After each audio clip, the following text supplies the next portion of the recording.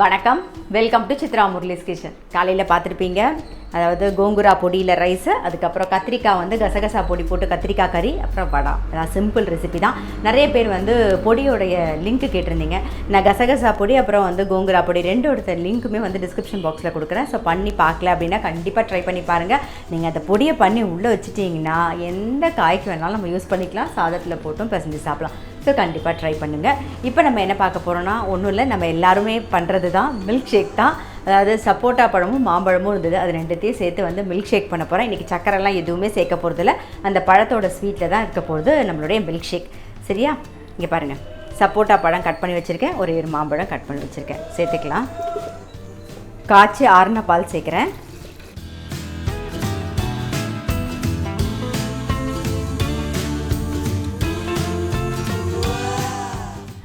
சப்போட்டா mango milk shake வந்து ready.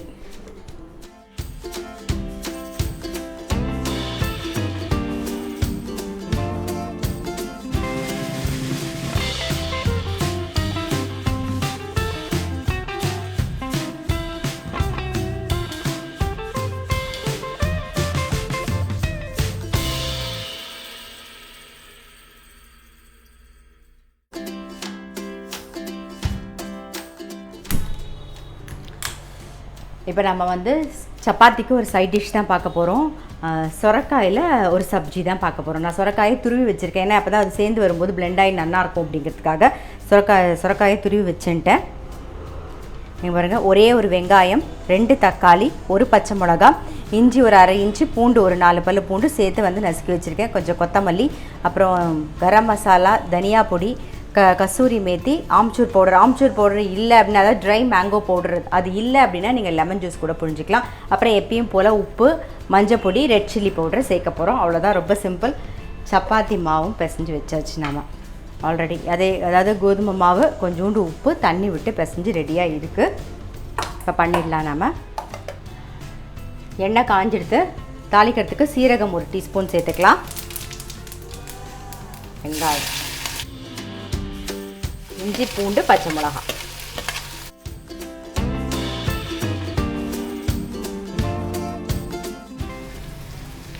வெங்காயம், இஞ்சி, பூண்டு நல்லா வதங்கிட்டு இப்போ தக்காளி சேர்த்துக்கலாம். தக்காளி கூடவே மஞ்சள் பொடியும் சேர்த்துடலாம். மஞ்சள் பொடி, உப்பெல்லாம் சேர்த்துடலாம்.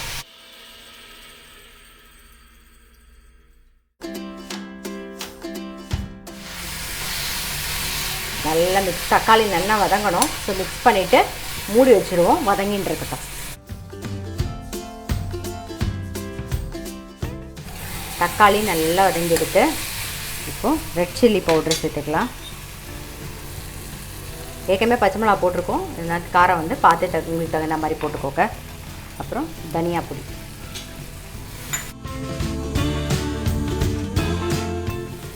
துருவி வச்சுருக்க சுரக்காயை சேர்த்துடலாம்.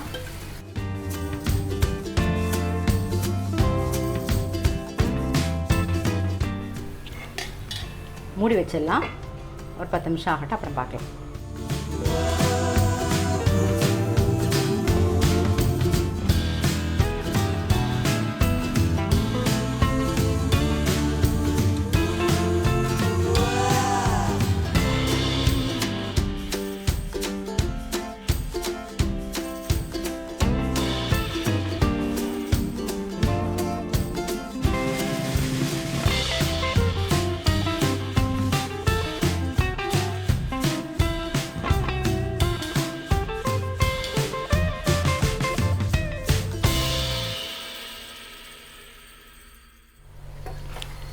சுரக்காய் வந்து நல்லா வதங்கிடுத்து.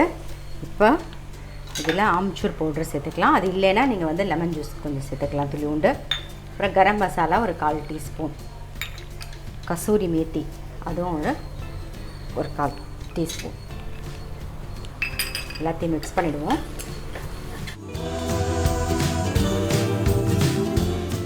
கொத்தமல்லி போட்டுக்கலாம். அவ்வளோதான், நம்மளுடைய சுரக்காய் சப்ஜி வந்து ரெடி ஆகிடுது. நல்ல டேஸ்ட்டாக இருக்கும். இது சாதத்துக்கும் நல்லாயிருக்கும், சப்பாத்திக்கும் நல்லாயிருக்கும். சுரக்காய் பிடிக்கல அப்படின்னா கூட இந்த மாதிரி பண்ணி கொடுக்கும்போது பசங்களுக்கு வந்து தெரியவே தெரியாது சுரக்காவால். ஸோ நல்லா டேஸ்ட்டாக இருக்கும், சாப்பிட்ருவாங்க. அவ்வளோதான், நம்மளுடைய சுரக்காய் சப்ஜி ரெடி. இந்த பக்கம் சப்பாத்தியும் ரெடி ஆகிட்டு இருக்கு.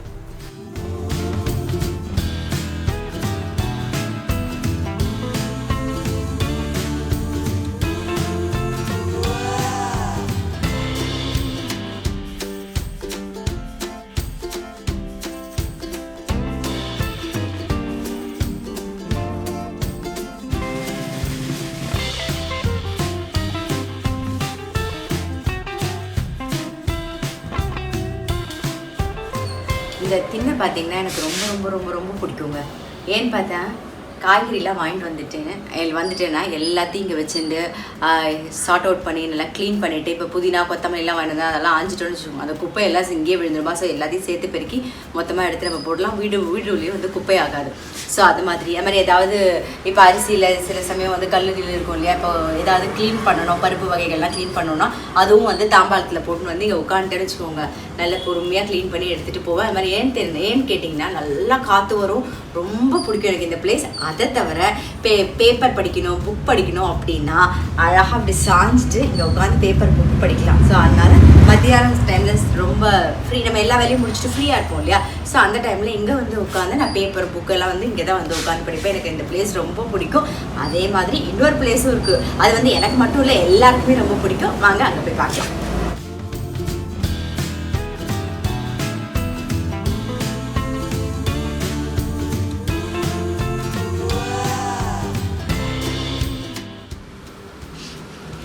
அதுக்கப்புறம் மாடி, இந்த மாடியில் இந்த கார்னர் பிளேஸ் எனக்கு ரொம்ப பிடிக்கும். நான் வந்து துணி உணத்தை வந்தேன்னா கூட வந்து ஒரு 10 நிமிஷம் இங்கே உட்காந்து இப்படி சும்மா அப்படி பார்த்துட்டு தான் போவேன். நான் ரோடு வியூ நல்லா தெரியும், சுற்றி நல்ல க்ரீனரியாக இருக்கா. ஸோ நல்லா காற்று வரும். ஒரு 10 நிமிஷமாவது உட்காந்துட்டு போவேன். மாதிரி யோகா பண்ணுறதுக்கு முன்னாடி என்ன பண்ணுவேன்னா காலையில் வந்து ஒரு 10 நிமிஷம் இங்கே உட்காந்துட்டு ஃபுல்லாக பாருங்கள், இப்போவே நல்லா காற்று வருது பாருங்கள், ஜில்லு ஜில்லுன்னு. ஸோ இங்கே வந்து உட்காந்துக்கிறது எனக்கு ரொம்பவே பிடிக்கும். எனக்கு மட்டும் இல்லை, நான் டியூஷன் எடுக்கிற சமயத்தில் வந்து கரண்ட்டு போச்சுன்னா மேலே தான் டியூஷன் எடுப்பேன். பசங்க கரண்ட்டு போன உடனே ஆண்டி கரண்ட்டு போயிடுச்சு வாங்க மேலே போகலாம் எல்லாருக்கும் ரொம்ப பிடிக்கும். இங்கே வந்து திண்ணையும் இருக்கா. ஸோ அழகாக உட்காந்து படிக்கிறதுக்கு காற்று வாங்குறதுக்கும் ரொம்ப பிடிக்கும். அதனால் எல்லாருக்குமே ரொம்ப பிடிக்கும். எனக்கு ரொம்ப ரொம்ப பிடிச்ச பிளேஸ் வந்து இதுவும். எப்பப்போ முடியுதோ, எப்பப்போ டைம் கிடைக்குதோ அந்த சமயத்தில் ஈவினிங் டைம்லலாம் கூட இந்த மாதிரி வந்து சும்மா வந்து உட்காந்துருந்தேன்னா நல்லா காற்று வரும். ஒரு மாதிரி ஃப்ரெஷ்ஷாக இருக்கும் மைண்டு. எனக்கு ரொம்ப பிடிக்கும். மேபி எல்லாருக்குமே வந்து இந்த மாடி அப்படிங்கிறது எல்லாருக்குமே பிடிச்ச பிளேஸாக தான் இருக்கும்னு நினைக்கிறேன் நான்.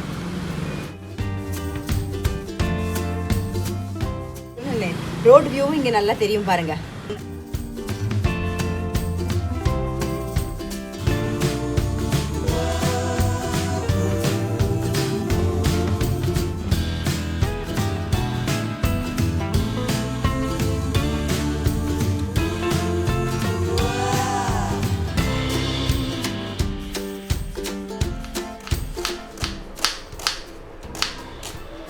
இப்போ நம்ம வந்து டீ டைம் ஸ்நாக்ஸ்க்கு வந்து காராமணியில் வடை தான் பண்ண போகிறோம். சிகப்பு காராமணி நான் ஊற வச்சுருக்கேன். ஸோ இது நல்லா ஒரு 4-5 மணி நேரம் நல்லா ஊறிடுத்து தண்ணியெல்லாம் வடிய விட்டு எடுத்து வச்சுருக்கேன். இப்போ இதில் வந்து நம்ம வடை போடலாம். நான் அதுக்கு வந்து கருவேப்பிலை கொத்தமல்லி எல்லாம் கட் பண்ணி ரெடியாக வச்சுருக்கேன். அதுக்கப்புறம் இஞ்சி, ஒரே ஒரு பச்சை மிளகா, இப்போ வெங்காயம் வந்து நல்ல பொடியாக கட் பண்ணிக்கலாம். அரைக்கும் போது வரமிளகா, உப்பு, பெருங்காயம் அதெல்லாம் சேர்த்து அரைக்க போகிறோம். கொஞ்சம் சோம்பெல்லாம் சேர்த்துக்க போகிறோம்.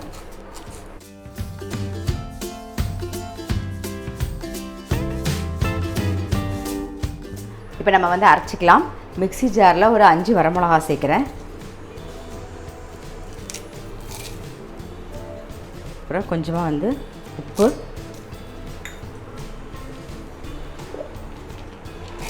ஊற வச்ச காராமணி,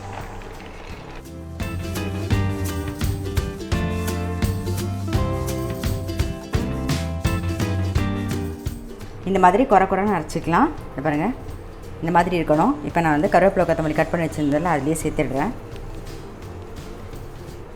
இன்னும் மிச்ச பாதி இருக்குது, அதையும் அதே மாதிரி அரைச்சி எடுத்துக்கலாம். நம்ம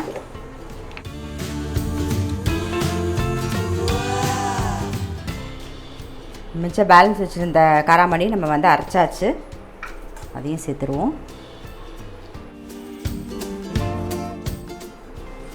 கொஞ்சம் சோம்பு, அப்புறம் இஞ்சி, பச்சை மிளகா, வெங்காயம், காரெல்லாம் உங்களுக்கு தகுந்த மாதிரி நீங்கள் கூட குறைச்சி பார்த்து போட்டுக்கலாம்.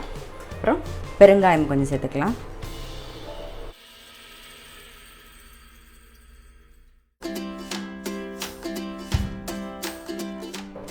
காராமணி வடை பண்ணிடலாம். அடுப்பில் கடாயை வச்ச எண்ணெய் நல்லா காஞ்செடுத்து பாருங்கள் வடை தட்டிடுவோம்.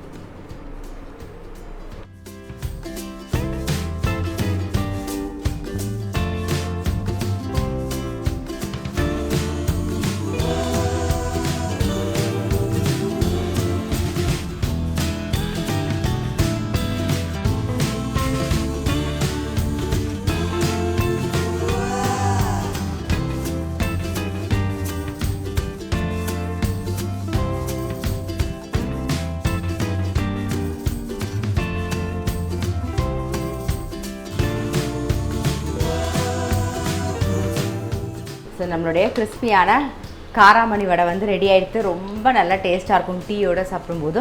இப்போ டீயும் ரெடி ஆகிடோடனே நான் உங்களுக்கு அதையும் சேர்த்து உங்களுக்கு காமிக்கிறேன்.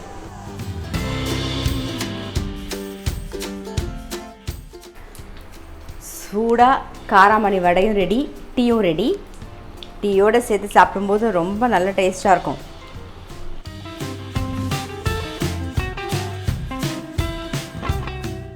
ஒரே ஒரு வடை வந்து உங்களுக்கு வச்சு காமிக்கிறேன் பாருங்கள். சாப்பிட்டு காமிக்கிறேன். தெரியுதா? நல்லா கிறிஸ்பாக இருக்கும். ஆவி பறக்க இருக்குது.